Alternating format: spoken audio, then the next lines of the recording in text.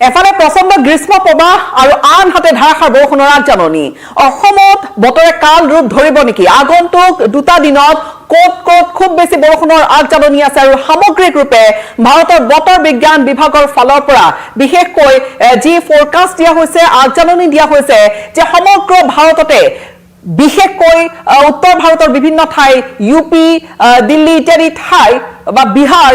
খুব প্ৰচণ্ড গ্ৰীষ্ম প্ৰবাহে জোকাৰি যাব হিট ৱেভৰ ৱাৰ্নিং দিয়া হৈছে আৰু আনহাতে উত্তৰ পূৰ্বাঞ্চলত খুব বেছি প্ৰবল বৃষ্টিপাতৰ আগজাননী দিয়া হৈছে স্বাগতম জনাইছো আমাৰ পোনপটীয়া সম্প্ৰচাৰলৈকে এফালে যদি হিট ৱেভ আনফালে ভাৰতত হ'ব প্ৰচণ্ড বৰষুণ খুব বেছি বৰষুণৰ আগজাননী বিশেষকৈ যিসকল এই মুহূৰ্তত হয়তো বিভিন্ন কাৰণত তেওঁলোকে হয়তো দিল্লীৰ দৰে ঠাই বা আন ক'ৰবাত যাবলৈ তেওঁলোকে হয়তো তেওঁলোকৰ পৰিকল্পনা আছে আৰম্ভণিতে গম পাই লওক যে হিট ৱেভ আছে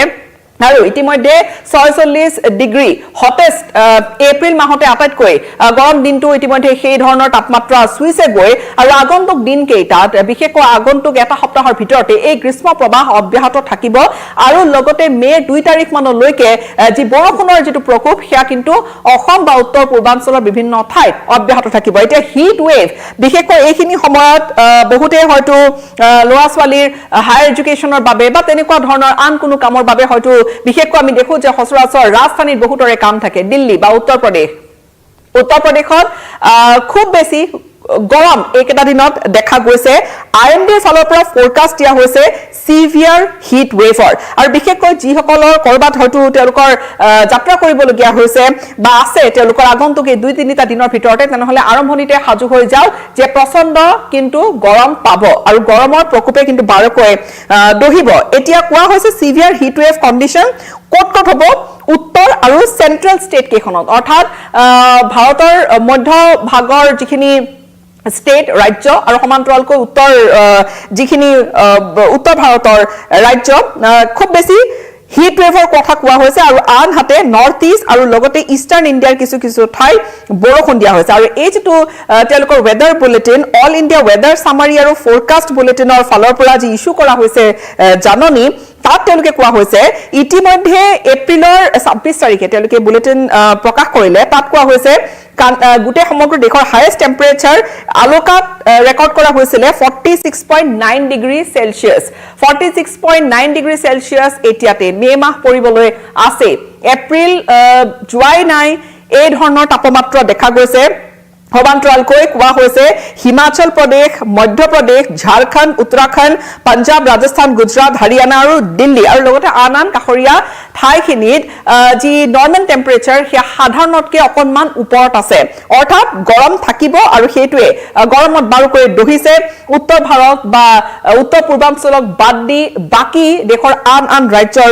যি বাসিন্দাসকলে লোকসকলে দিনৰ ভাগত বিশেষকৈ অসহনীয় হৈ পৰিছে এপ্ৰিল মাহতে গৰমৰ খুব একেবাৰে অসহনীয় হৈ পৰিছে বা দিনৰ ভাগত স্বাভাৱিক জীৱন যাত্ৰা ব্যাহত হৈ পৰিছে আইএমডিৰ ফালৰ পৰা হিট ৱেভৰ ৱাৰ্নিং দিয়া হৈছে হিমাচল প্ৰদেশ জম্মু কাশ্মীৰৰ কিছু পকেটছতো অৰ্থাৎ কিছু অঞ্চলত সমান্তৰালকৈ পঞ্জাব হাৰিয়ানা দিল্লী উত্তৰ প্ৰদেশৰ কেইবাখনো ঠাইত খুব বেছি গৰম ইতিমধ্যে হৈছে গৰমৰ পৰা পৰিত্ৰাণ পাবলৈ আচলতে বহুতে গছৰ চাবা ঘৰৰ দিনৰ ভাগত আচলতে ওলোৱাটোৱে বাহিৰলৈ খুব কঠিন হৈ পৰিছে সমান্তৰালকৈ এপ্ৰিলৰ 28 তাৰিখ অৰ্থাৎ আজিৰ দিনটোলৈকে এই ধৰণৰ এটা হিট ৱেভ থাকিব আৰু আগন্তুক সময়ছোৱাটো তেনেকুৱা খুব এটা বেছি ডাঙৰ হকাহ আহি যাব তেনেকুৱা ধৰণৰো কোনো কথা অৱশ্যে কোৱা হোৱা নাই কিন্তু কোৱা হৈছে নিখাৰ ভাগতো আচলতে এই গৰম দিনত যিমান থাকিব নিখাৰ ভাগতো তেনেকুৱা ধৰণৰ তাপমাত্ৰা মোটামুটি তাপমাত্ৰাই কৰবাত নহয় কৰবাত প্ৰভাৱিত কৰিব আৰু সেইখিনি সময়ছোৱাতে কিন্তু উত্তৰ পূৰ্বাঞ্চলৰ বাবে আৰু লগতে ইষ্টাৰ্ণ ইণ্ডিয়ান ষ্টেট কেইখনৰ বাবে পূৰ্ব ভাৰতীয় আন ৰাজ্য কেইখনমানৰ বাবে কিন্তু খুব বেছি বৰষুণৰ আগজাননী দিয়া হৈছে বৰষুণৰ লগতে বিজুলী ঢেৰেকণী আৰু গাষ্টি উইণ্ড বতাহ ধুমুহাৰ প্ৰকোপ থাকিব এপ্ৰিলৰ 30 তাৰিখলৈকে আৰু ওয়েস্ট বেংগল অৰ্থাৎ পশ্চিমবংগ নিৰ্বাচনো আছে পশ্চিমবংগ আৰু সিকিমত মে 2 তাৰিখলৈকে কিন্তু বৰষুণ থাকিব আৰু অৰ্থাৎ বহুতেই সিকিম ফুৰিবলৈ যায়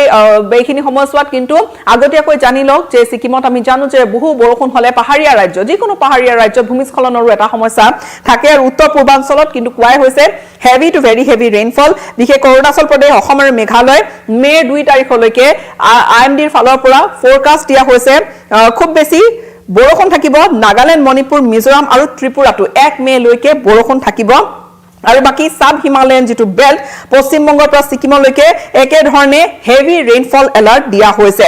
ইয়া কেৱল এয়াই নহয় ধুমুহা থাকিব ঘণ্টা বেগত 50 ৰ পৰা 60 কিলোমিটাৰ গতি বেগত বতাহ বলিব কৰবাত 70 কিলোমিটাৰ প্ৰতি ঘণ্টা বেগতো বতাহ বলিব পাৰে অৰ্থাৎ ধুমুহাৰ তাণ্ডৱ থাকিব আৰু এইকেইটা দিনত আমি দেখিছো যে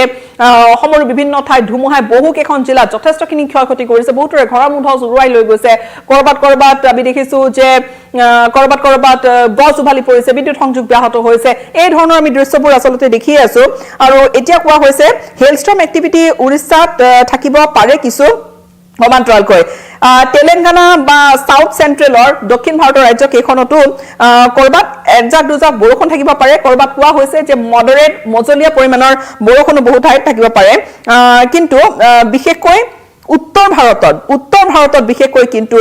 এই ধৰণৰ প্ৰচণ্ড গ্ৰীষ্ম প্ৰবাহ থাকিব এতিয়া আজিৰ তাৰিখত যদি 46 ডিগ্ৰী সেলসিয়াস ইতিমধ্যে হৈছে তেনেহলে আগন্তুক দিন কেইটাত ভাবক যে কেনেকুৱা এটা গৰমৰ প্ৰকোপ থাকিব পাৰে অন্তত উত্তৰ পূৰ্বাঞ্চলত এইকেইটা দিনত কিছু হকা যে বৰষুণ আছে সেই ধৰণৰ তাপমাত্ৰা হোৱা নাই কিন্তু বৰষুণ আহিলে গুৱাহাটীৰ দৰে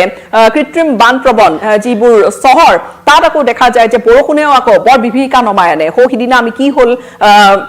দুদিনমান পূৰ্বে আমি সেই সকলোৱে দেখিছো ভাৰতৰ হিট মেপৰ কথা যদি পুনৰবাৰ কম উত্তৰ প্ৰদেশত দেখা গৈছে কেইবাখনো চহৰ বান্দা বিনকি এনেকুৱা ফতেহপুৰ উত্তৰ প্ৰদেশৰ কেইবাখনো চহৰত খুব বেছি 46 ডিগ্ৰী সেলসিয়াস পৰ্যন্ত এক্সট্ৰিম হট কন্ডিশনছৰ যি এটা পৰিবেশ দেখা গৈছে অকণমান নাপখনত আপোনালোকৰ আগন্তুক দুটা দিনৰ বতৰ কেনেকুৱা হ'ব পাৰে সেয়া জনাবলৈ আমি চেষ্টা কৰিছো অৰ্থাৎ যদি ম্যাপখন চাই ইয়াত দেখিব 28 এপ্ৰিলৰ দিনটোত যদি আমি আপোনালোকক দেখুৱাম তেনেহলে বৰষুণৰ কিন্তু আগজাননী আছে ইয়া যিখিনি ঠাই অসমৰ চাওক অসমৰ এই ঠাইখন অৰ্থাৎ কাৰ্বি আংলং কিন্তু অৰেঞ্জ এলাৰ্ট আছে কাৰ্বি আংলঙত অৰেঞ্জ এলাৰ্ট আছে বাকি উত্তৰ অসমৰ পিনে বা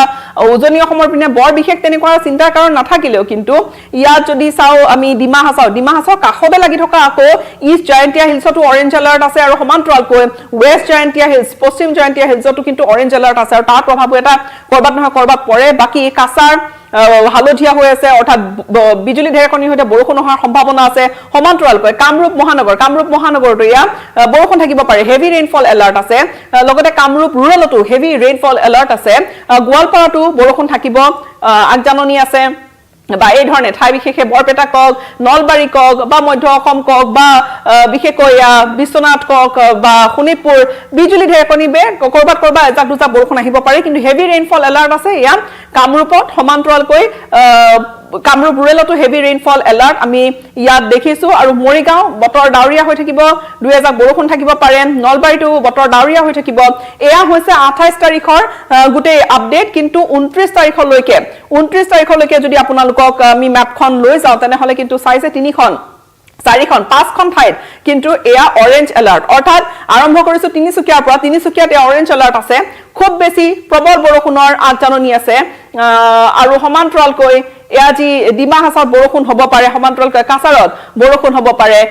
বা এয়া বৰপেটাত বৰষুণ হ'ব পাৰে আৰু সমান্তৰালকৈ বঙাইগাঁওতো বৰষুণ হ'ব পাৰে অৰ্থাৎ যেটো ৰেইনফল এলাৰ্ট যি দিয়া হৈছে আইএমডিৰ ফালৰ পৰা আগন্তুক দুটা দিনত আৰু সমান্তৰালকৈ 2 মে মানলৈকে এফালে উত্তৰ পূৰ্বাঞ্চলৰ অসমকে ধৰি উত্তৰ পূৰ্বাঞ্চলৰ আন ৰাজ্য কেইখনত বৰষুণ থাকিব অতিমাত্ৰা বৰষুণৰো কৰবাত ঠাই বিশেষে সম্ভাৱনা আছে যদি আন মেপৰ যদি আন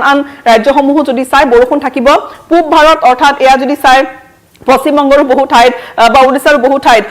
বৰষুণ অহাৰ আগজাননী এটা আছে কিন্তু বাকি ঠাইসমূহত উত্তৰ ভাৰতৰ কথা যদি কওঁ কিন্তু প্ৰচণ্ড গ্ৰীষ্ম প্ৰবাহ আৰু আগন্তুক দিন কেইটাত এই 2-3টা দিনৰ ভিতৰত হকাহ নাই এই ধৰণে গৰমৰ সৈতে উত্তৰ পূৰ্বাঞ্চলক বাদ দি দেশৰ আন প্ৰান্তৰ লোকসকলে বিশেষকৈ মধ্য ভাৰত বা ইউপি বিহাৰ বা দিল্লী আৰু উত্তৰ ভাৰতৰ আন